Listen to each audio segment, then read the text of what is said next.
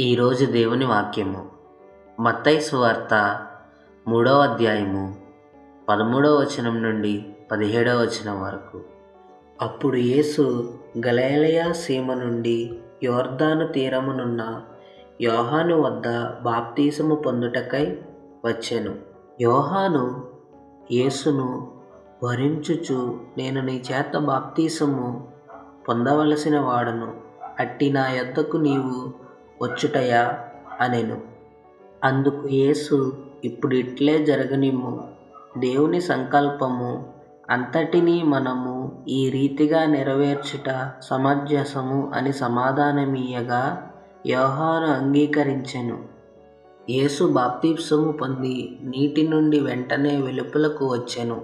అప్పుడు అదిగో, ఆకాశము తెరవబడగా దేవుని ఆత్మ పావురం రూపమున దిగి వచ్చి తనపై నిల్చుట చూచెను.